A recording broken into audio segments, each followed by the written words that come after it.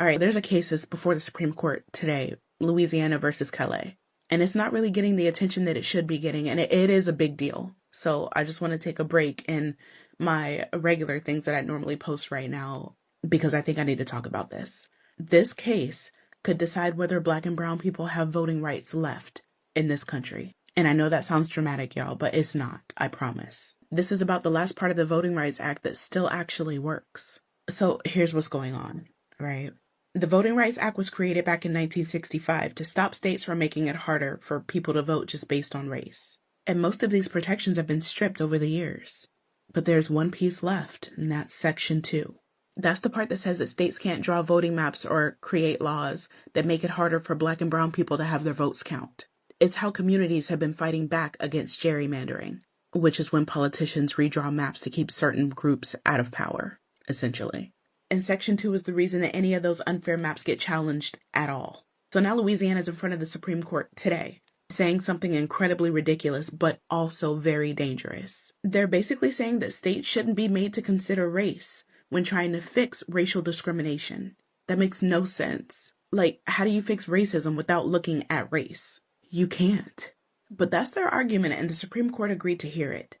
And if the Supreme Court sides with them, Section 2 won't be completely gone. It'll stop working. Because if you can't talk about race, then you can't prove racism. That's the loophole. Back in the 80s, the Supreme Court tried to make this law weaker. They said that you had to prove that racism was intentional.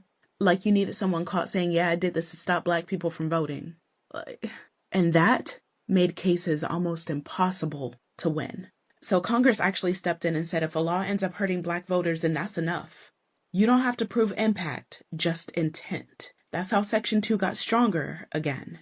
That's how Black, Native, and Latino communities started winning back fairer representation. But Calais could undo all of that progress. If Louisiana wins this case, there won't be any real federal law to protect voters of color. The part that used to stop states from changing laws without permission, that died in 2013 with Shelby County v. Holder.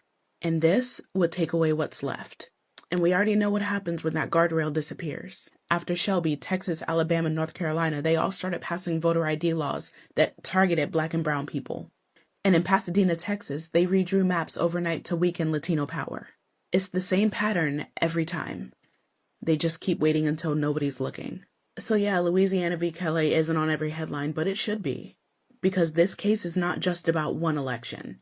It's not just about one instance. This is not just one case. It's about whether our votes, our voices, really, still matter after this election is over.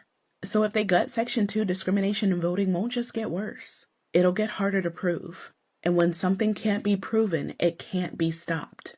And that's how they win quietly. Not with violence this time, but with paperwork and silence. I'm going to put a handful of legal organizations below that are working to stop this oppression. If you can donate, please do. But if you have a voice, you don't need a platform. If you have a voice, spread the word.